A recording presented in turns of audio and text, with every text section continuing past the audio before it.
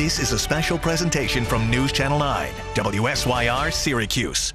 And it was a very eerie feeling, the atmosphere, the sky, it was different.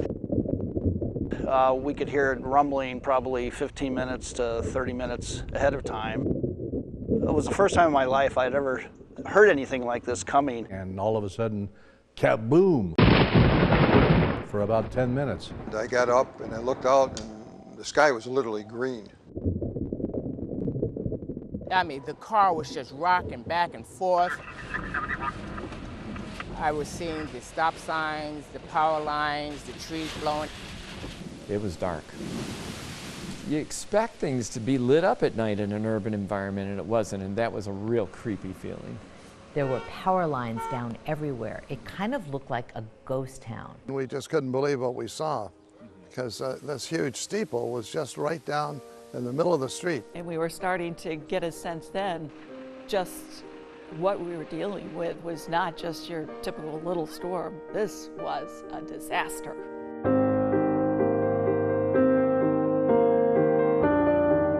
Good evening, I'm Storm Team Chief Meteorologist Jim Teskey. Anyone that lived through the Labor Day storm of 1998 has a memory of it. It raced through central New York just after midnight on Labor Day morning and left a path of destruction unlike any storm we've seen before or since. Thousands of trees were destroyed, changing the landscape. 250,000 people were left without power, some for up to a week, and at the state fairgrounds, 2 people lost their lives. It was a vivid reminder of the power of nature. Over the next hour, we'll take a look back at the fury of the storm and how it formed, the hardships that Central New Yorkers endured, and how the community pulled together as we look back. The Labor Day storm, 20 years later. The storm struck right at the end of the long 3-day Labor Day weekend. It was the unofficial end of summer. Nice catch. Trips to the beach were planned. Grills were ready for a final barbecue. For still others, Labor Day would be a chance to check out what was expected to be a record crowd at the New York State Fair. Through Sunday night, they were just 20,000 people shy of breaking 1 million visitors for the first time.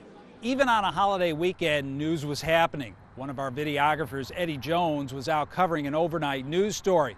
It was just before 1:30 on Labor Day morning when Eddie took a detour coming into the city of Syracuse. He was traveling along North State Street, and then he took a turn onto Hickory. It's at that point when the full fury of the storm hit. Oh, Lord, please. What am I doing here? Oh. The car was just rocking back and forth. I was seeing the stop signs, the power lines, the trees blowing. I decided to try to roll down the window on my left-hand side to try to shoot on the opposite side. That didn't work because the rain was just coming in. It was like being in a wind tunnel. But then you had all this rain that was coming down and debris. But the next thing I know, whoosh, that came in. And it came fiercely. I can't describe that. I've never been in a hurricane or anything like that. But the car, I thought was going to tip over. And I was scared. I've never been scared in my life. I mean, you know, but I was really scared. I started saying my prayers. As soon as the worst of it let up, Eddie was one of the first people to document the storm and the damage it had done to Syracuse. It was the middle of the night, so at first it was tough to assess just how bad the damage was. So then I went down James Street, and that's where I saw tons of water just going down the street. And at that time, the fire department, Syracuse Fire Department, were out of quarters and going to scenes. And when I was driving, you can hardly drive because there were, trees down, limbs down in an area. So I just went around trying to get the fire department, try to get this areas, because I was listening to the scanners where everything was, because it was sporadic. It was pitch dark, you understand. So if there was bad damage, I really couldn't see much of that. I know that driving through the streets to try to navigate through that was very hard and things of that sort. But I didn't know the extent of the damage until I got back, gave that, and then they sent a crew out because I heard about, the fairgrounds. By Labor Day morning, other crews picked up the storm coverage from where Eddie left off. While he may have gotten some of the most gripping video of the storm, to this day, Eddie considers himself one lucky guy. I guess looking back, what really chilled me is that I was on the side of a brick building. And then when I saw the video from the helicopters of buildings similar to that, with the bricks had fallen down, that scared me because I went, thank God. I really did, because that could have been me. While Eddie was out covering the immediate aftermath of the storm, government agencies were mobilizing to deal with what was quickly becoming apparent. Syracuse and much of Onondaga County was dealing with a disaster. Is there anybody else that's involved? Send them up. Okay. Nick Pirro, the county executive at the time, got the word very quickly. Well, within, I think, 5 minutes, I had a phone call from Pete Alberti, our emergency manager, who said, Nick, he said, we got a real bad storm had hit. He said, there's problems from the fairgrounds in through the city. In fact, we might have a fatality at the fairgrounds. We're encouraging no unnecessary travel by any of the citizens of Onondaga County. The county immediately started setting up their command center in the basement of the Civic Center. This allowed for a quicker response. Everybody comes here with authority. They don't have to check with somebody else. They can, they can call the shots, so to speak, and that's critical in an emergency, especially when, happens in the middle of the night. You can't see exactly what's going on, and you've got to have contact with a lot of people. Your address? 7185. The response to the storm had begun, but there was lots of work to be done. Trees were down and the power was out on a scale we had not seen before. Lives were changed. Everyone who lived through it has a story. We'll share some of those stories when we return.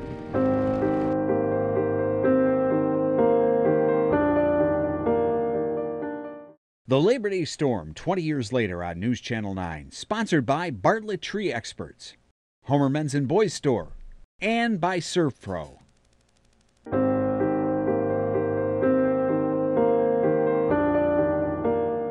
For 40 years, News Channel 9 carried the Jerry Lewis Muscular Dystrophy Telethon on Labor Day weekend. And most years, we would do local cut-ins till about 1 o'clock in the morning and then send everybody home for a quick rest before we'd start up again on Monday. The national portion of the MDA Telethon just finished up in Television City in Hollywood. For some reason, that year we decided that we were going to break after midnight instead of 1 o'clock. And if we hadn't made that decision, we would have sent probably 30 or 40 people right into the heart of the storm. I don't have any idea why we made that decision way back in the spring, but it sure was lucky that we did. In central New York, the Labor Day weekend means the end to the New York State Fair. And in 1998, they had a great run.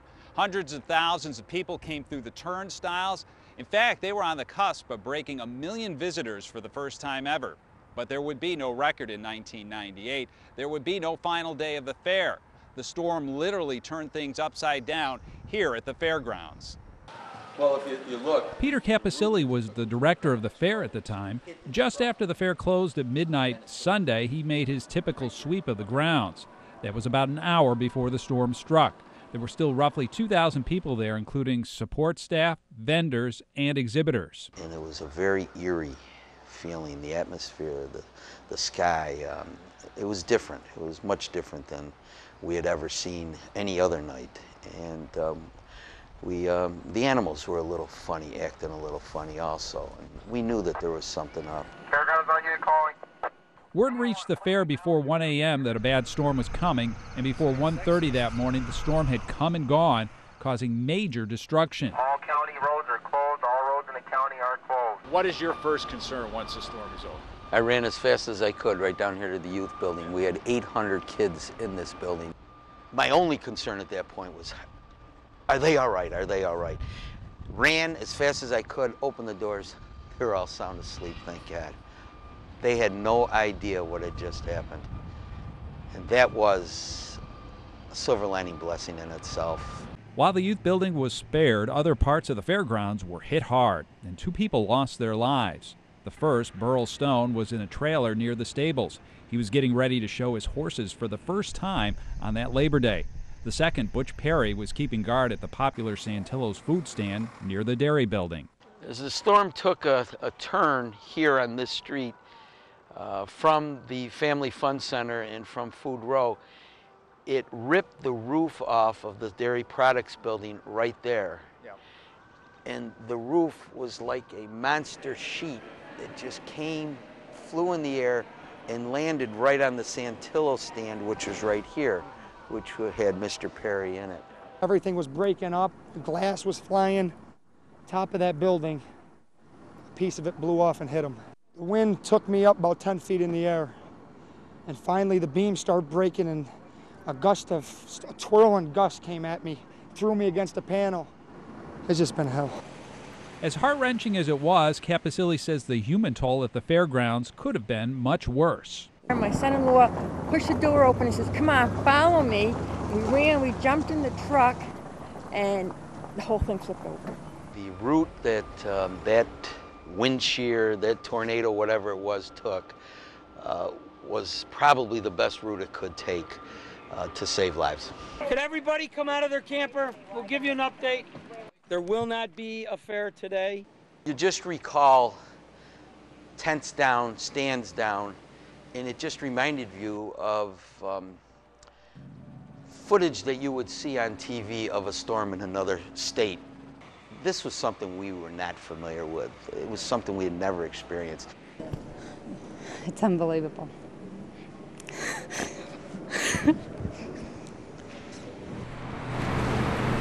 In 1998, Niagara Mohawk was the main power company in central New York.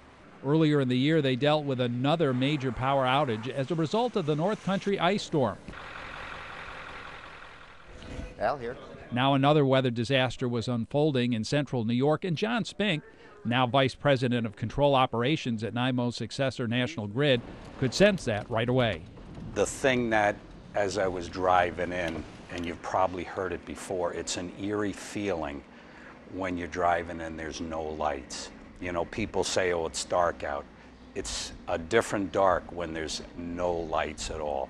And as you're driving and being in the utility and you don't see any lights, you know, and you're looking around, you know it's not a localized issue. This is big. And coming into work, John was already making calls to his system group to assess the situation and determine how many crews would be needed to restore power.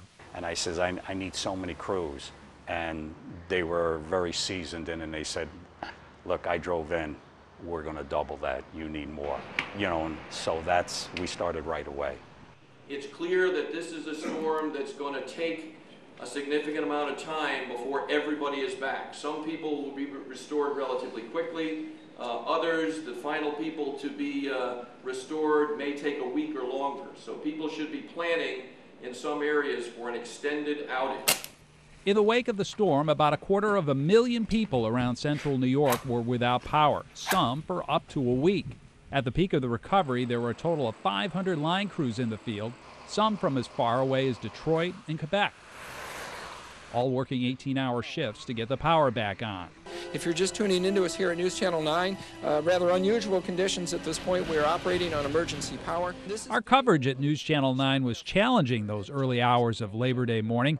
While we were able to get warnings out before the storm hit, we, like so many in central New York, lost power. That meant there was no power for our studio lights, our cameras, or even our control room. How was I going to do a broadcast? So they opened up the door. They put the generator to the live truck on, and they hooked up a camera, and we made a makeshift studio with flashlights as my light in my face. We got a microphone to work, we got a field camera to work, and we were on the air broadcasting in a very primitive style, but we got it done. The officials and emergency crews are trying to do their best to get to areas where there are trees and power lines down to help people that may need help. So we made do with what we had. We had a lack of information. Slowly but surely we started getting information in from the city and the county. But it was so limited that over that time period, we found that we were just repeating ourselves over and over. And as the morning developed and we were able to get people in and the officials, not the governmental officials on a city and a county level, started getting control of the situation, that's when we really were able to start providing people with information. What happened was the shed lifted up over, flew through the air across the street, and that's where it is right now. It's basically in their neighbor's yard. Our reporters and photographers were fanning out throughout Syracuse and central New York, gathering information, sound, and pictures of what had happened. And some of the worst damage occurred right in Syracuse, hitting a spiritual center particularly hard. The story of St. Lucy's coming up next as the Labor Day storm 20 years later continues.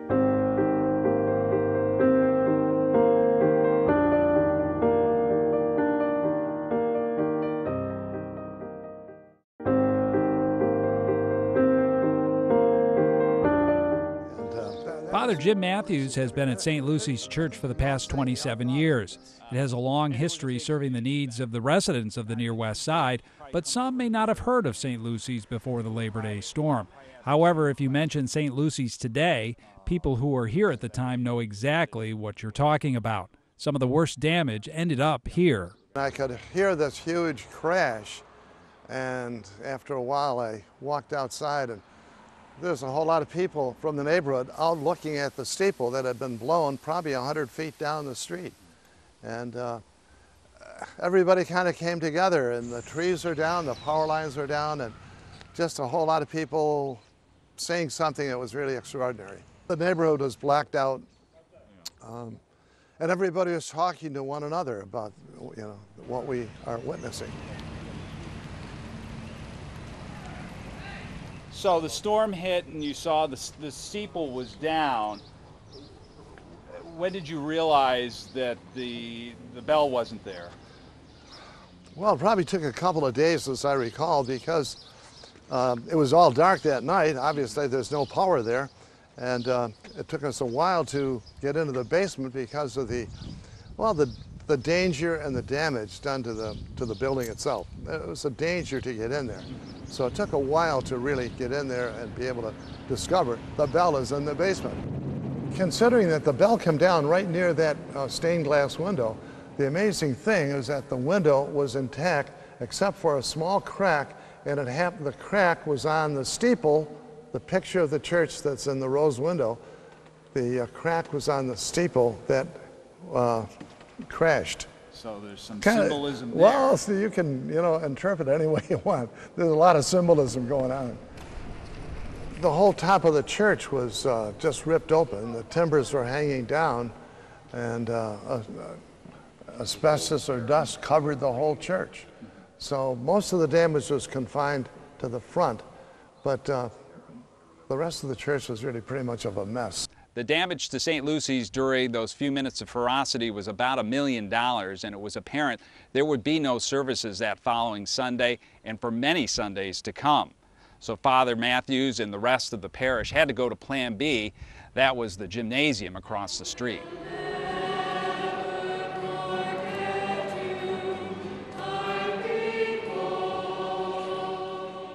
We went over to the gymnasium, and we decided, let's see if we can reconfigure the way the congregation is going to gather. And so we set it up in the form of a U, you know, where the altar was in the middle and all the chairs were around it. People loved it. The toppled steeple drew a lot of attention, but the focus became rebuilding the inside of the church. It was part of our discussion as we talked about reconfiguring the church. We said, well, why put all the money into the sky? You know, so we just capped it off, and it saved, you know, a substantial amount of money. Steeple or not, there was little doubt what would happen when they returned to the rebuilt church over a year later. To celebrate a liturgy here is just a great experience. Because there's such good participation from the people, and it's eye-to-eye contact. It's getting rid of this me up here and these people down here. You know, because we all have a part to play in the liturgy. We all have a part to play. I'm not the only show, you know. These people have a lot to offer, and I want to give them the opportunity to share the gifts that God has given to them. You've leveled the playing field. Well, that's perfect. I like it. Isn't it funny how things work out like that? You know, you have a tragedy that almost closed the church, but so many wonderful offshoots from that. And we just kind of celebrated how great people were to us and how we had a chance to do this whole reconfiguration. And I think everybody loves the way the church is set up here. Central New York was cleaning up and rebuilding after the storm, but coming up next, we'll take a step back and look at the meteorological setup for such a destructive force of nature when the Labor Day storm, 20 years later, continues.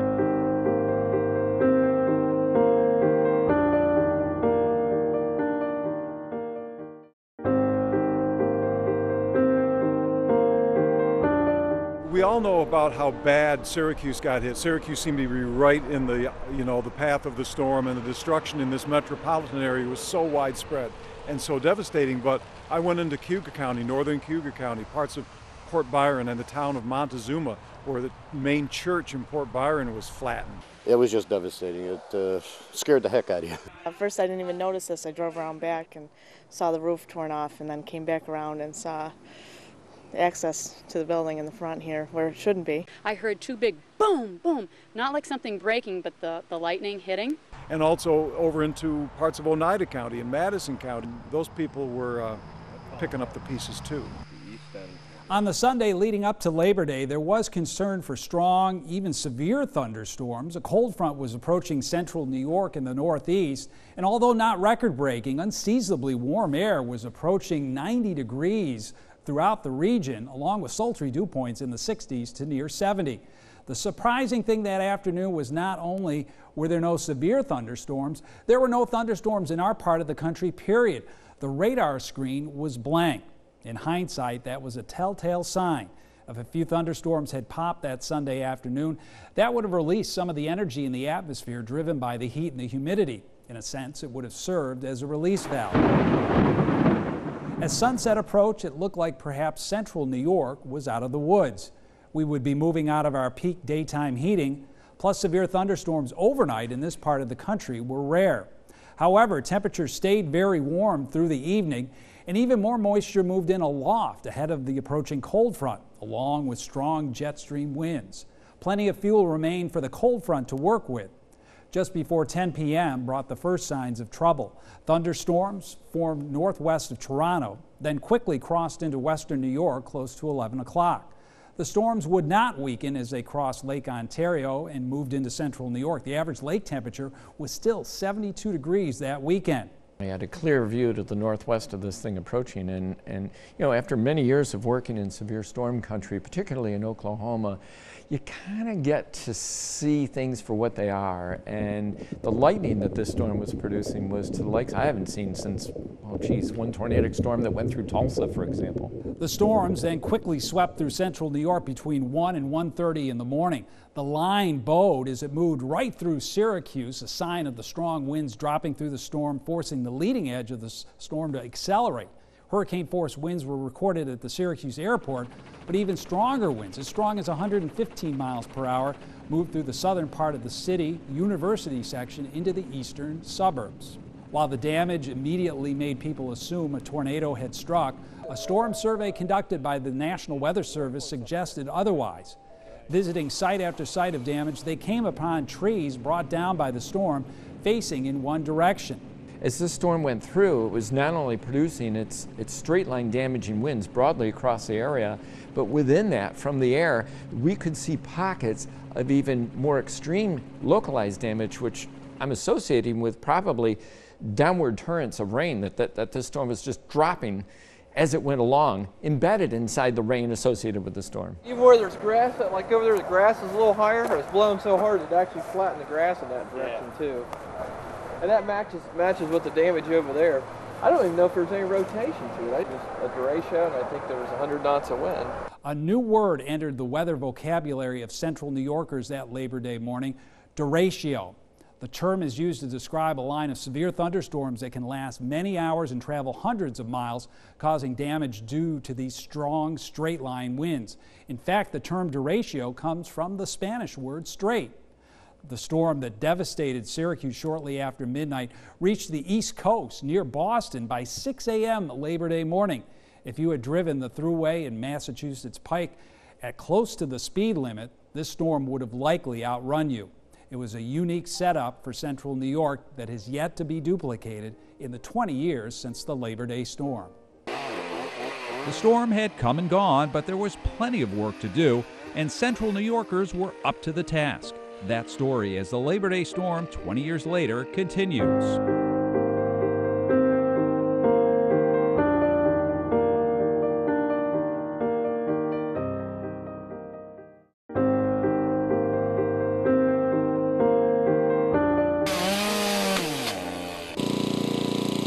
The generators, the chainsaws, it was like It was like you could hear the sound of the chainsaws for weeks. It was like the background noise for central New York.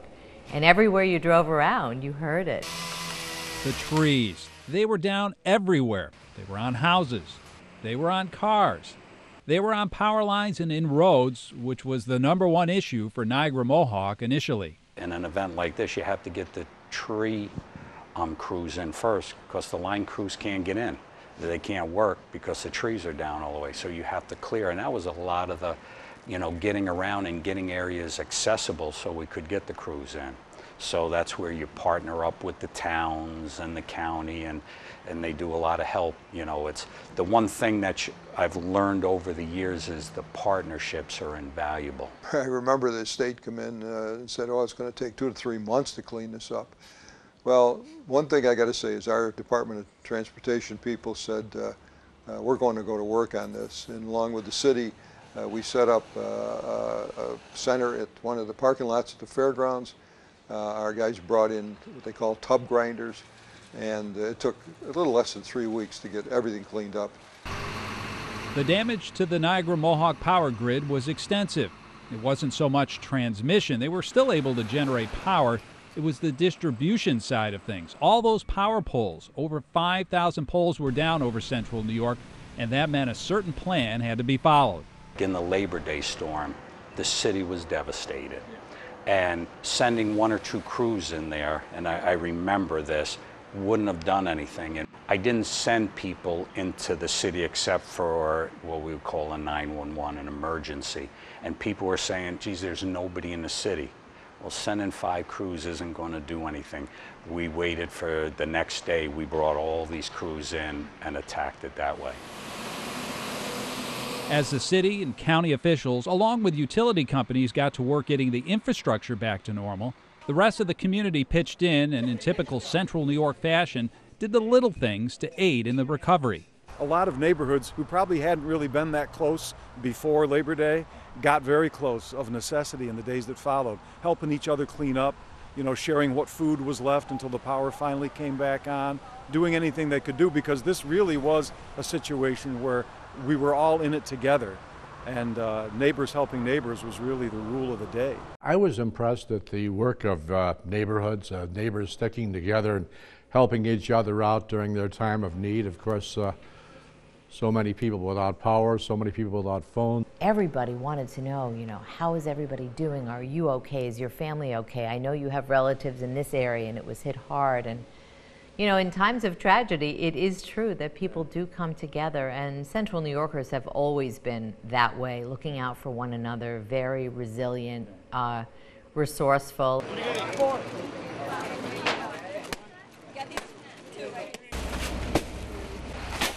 People were clamoring to try and find ice.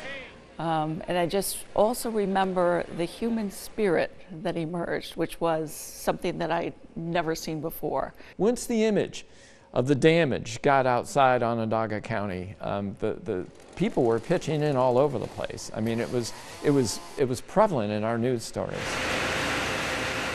For days after the storm, thousands of central New Yorkers had to deal with power outages. People were buying batteries and generators at local hardware stores just as quickly as they could be stocked. We have another truck coming in right now with more batteries and flashlights. And tomorrow morning we have a truck coming directly from Eveready with lots more flashlights and lots more lantern batteries. Without power for refrigerators and freezers, food went bad, so local fast food restaurants were mobbed with hungry customers. Good morning and welcome to McDonald's. Can I take your order, please? People also flocked to local hotels that did have power, all in an attempt to bring back some sense of normalcy. It's inconvenient without any power. So, the baby doesn't want wants to watch TV, doesn't understand that the thunder took the TV away, took the power away. So many people were still without power the weekend after the storm. Syracuse University opened up Manley Fieldhouse so fans could watch the Orange and Donovan McNabb take on Michigan, a game SU ended up winning. All these years later, signs of the storm remain, like the tree damage in Oakwood Cemetery. The changes that are still happening today, next on the Labor Day storm 20 years later.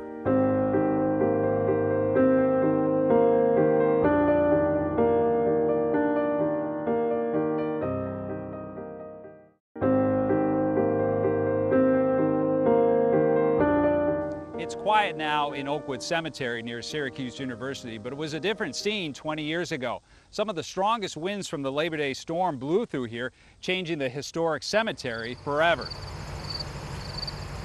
This evening, Oakwood Cemetery's a quiet place, a perfect night for Dan Glavin to walk with his daughter. But it's not a perfect night. It reminds Dan of pictures he's seen of World War II European cities after a bombing. Who knows if it will ever be what it once was. This arch is a monument to Monday's storm. It leveled trees, which leveled headstones and monuments. This piece used to be on top of this piece, which used to be on top of this piece. Hall family plots are destroyed. The greatest tragedy? The landscape of this cemetery could stay like this forever. In the short time it took the storm to race through the cemetery, just 5 to 10 minutes, it's estimated that 25% of the trees were lost, and that's just a fraction of the thousands of trees that came down all over central New York that night. Even though the storm blasted through in just minutes, the impact on trees in places like Oakwood Cemetery are still being felt today. Well, I mean, the things that you see are like... Don Leopold is a professor at SUNY ESF and an authority on trees. He still sees the impact of the Labor Day storm every day on his way to work. His office is on the northern boundary of the cemetery. It was the day after Labor Day when he was able to grasp the full extent of the damage to Oakwood Cemetery. The very next day, I walked into work, and on the way between Thurber and the Colvin area, all the trees were down on the road. I think Comstock was still closed, so I walked into work, and then part of walking into work is right through the cemetery, and I think that's when I really understood how bad it was.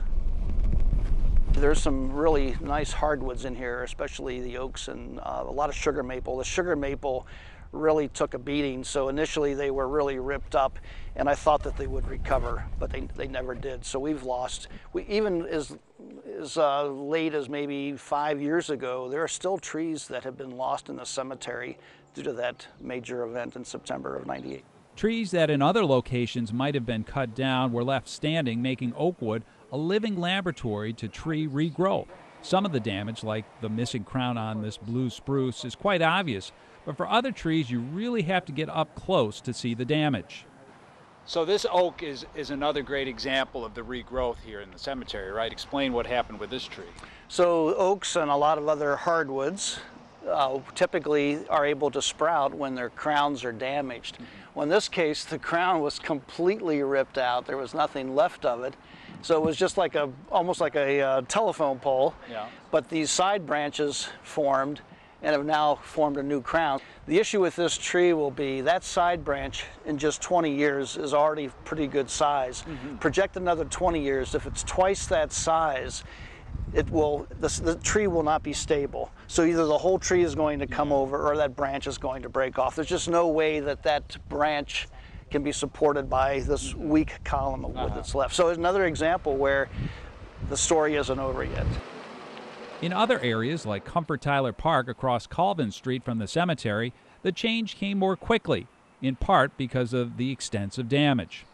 It was initially a shock to see every single tree down in this park because they were mature and it was pretty much almost a contiguous canopy. However, it turns out having all the trees come down in the storm was a blessing in disguise.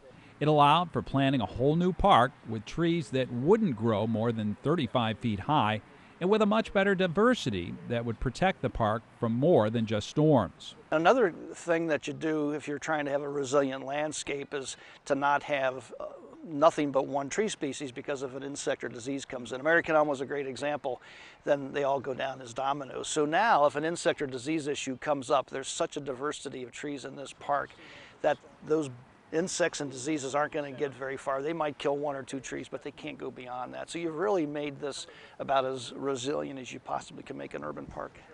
Now, instead of all Norway maples, the park has a mix of oak, maple, Siberian spruce, and serviceberry that dot the landscape. But I think the extensive planting that took place, I think, was primarily because of the Labor Day storm, and I think that rallied the neighborhood. There's been so many more people engaged with the park at a level that wasn't the case before 1998. I think it's a much more inviting place. There's niches for everybody here, and to me it's aesthetically much more pleasing than what it was before the 29 Norway maples were blown over. Central New York survived and rebuilt after the storm, but all these years later, are we prepared for the next major weather event? Some answers coming up on the Labor Day storm 20 years later.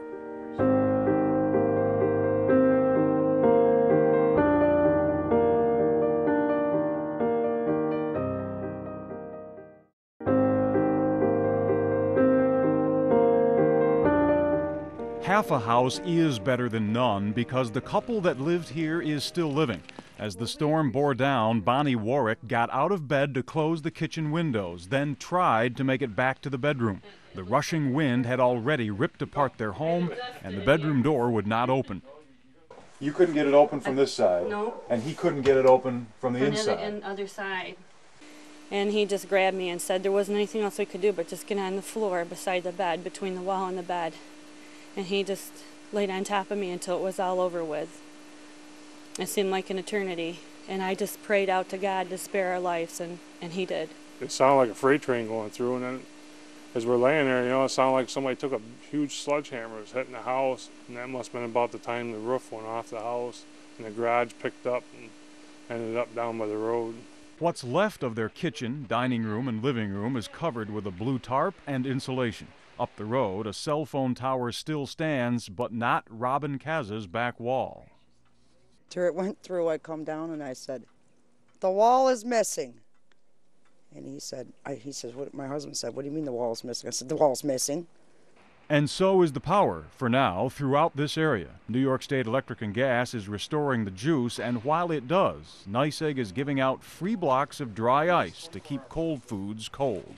With the Labor Day storm 20 years in the rearview mirror, how prepared is Central New York for the next big storm? Are government agencies ready? Do power companies have the pieces in place for when the power goes out again? And what about us in the media? Well, here at News Channel 9, it was the Labor Day storm that played a major role in us getting live Doppler 9 here in Pompey. You see it on our weathercasts every day, you get it online, but it was always envisioned to be something beyond just that. Live Doppler 9 was more than just a project just for this television station in Niagara Mohawk. We decided right from the get-go that this was going to be a community project. So we were supplying what we call raw radar data. That's not the pictures that viewers see. This is the actual raw numerical data via our broadcast signal to emergency management, 911, fire department. The effects of the Labor Day storm also spurred meteorological developments that impact the forecast you see every day. Events like this advance technology. A good example of this was after the storm, Jeff Waldstreicher, who was the Science Information Officer at the National Weather Service in Binghamton, decided, I wonder if the small-scale computer models could pick up on this. So he took the weather from the Sunday to before, put it into the model, told the model, now run. And the model actually was able to forecast that Labor Day storm with surprising accuracy. And as a result of seeing that, we started running our own models here at Channel 9. That's what eventually led to the whole concept of the timecast. By the time you get to the lunch hour, some showers and storms beginning to develop. Those computer models continue to improve and show us more details about weather systems approaching Central New York. Systems that could spawn the next Labor Day storm. And speaking of the next storm, power companies continue to fine-tune their plans to get the power on as quickly as possible. Today, though, to be honest, we're more on top of it as far as the technology, the tracking of it coming in, being able to get crews ahead of time. We have more technology that we can switch things remotely. Can you staff for everything? No, but you know, there's a very good infrastructure amongst utilities and vendors that you can start calling for poles and equipment, and they can get it to you within a day. And for power companies like National Grid, the relationships that they've built up with the different governmental agencies have prepared them even better 20 years after the Labor Day storm. Communication is key. So if there's a storm or emergency, it doesn't have to be a storm, could be another type of emergency, we have someone dedicated to each county We talk to them several times a week, whether we think there's bad weather coming, whether we think there's a heat wave coming, or when a storm is on its way. And we talk to them in advance, tell them what we're going to do, and then staff there. Called in from there. While the response of the different government agencies was quick in the wake of the Labor Day storm, the improvements to the command centers, like this one for Onondaga County, continue to this day, all in the name of being ready for the next disaster. We also knew at that point in time that our technology and our ability to track things and everything wasn't the best, in that there was technology out there that could improve on it. And I think that this place has been improved probably 3 times since then. Yeah. As technology changes. You know, today you'd be using texts or emails or whatever the case may be. While we hope something on the scale of the Labor Day storm is a long way away, it is reassuring to know that the plans are in place if it were to happen again tomorrow. Some final thoughts coming up as we continue with the Labor Day storm 20 years later.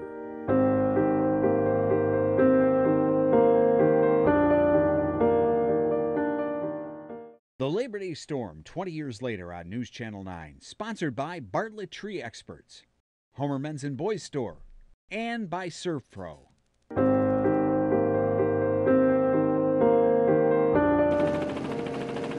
We know the Labor Day storm had a big impact on Central New Yorkers, but it also caught the attention of people from around the country and even the world.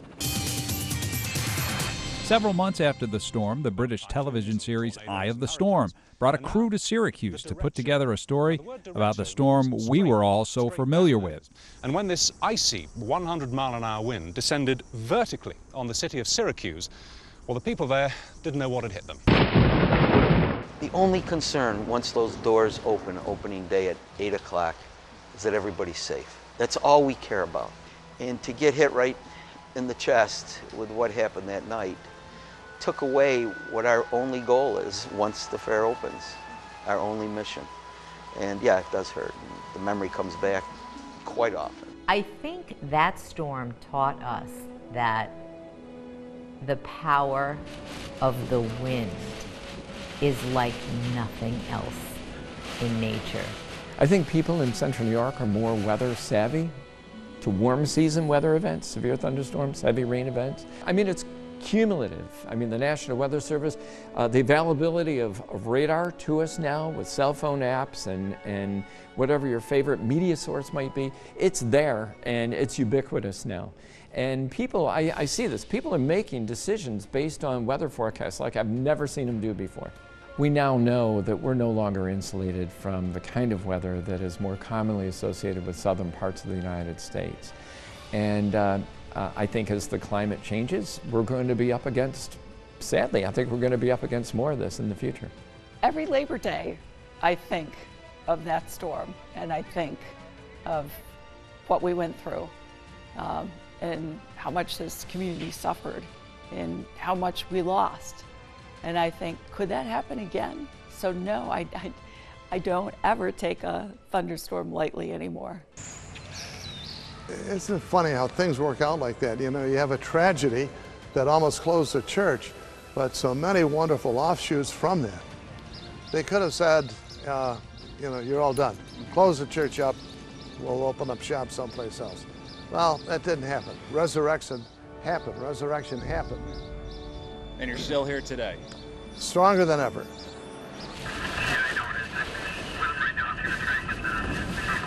20 years ago, Central New York experienced the worst that the atmosphere can throw at us.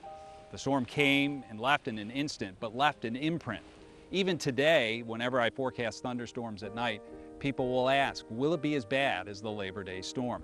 They remember, but they also remember how Central New York came back. Thanks for watching, and good night.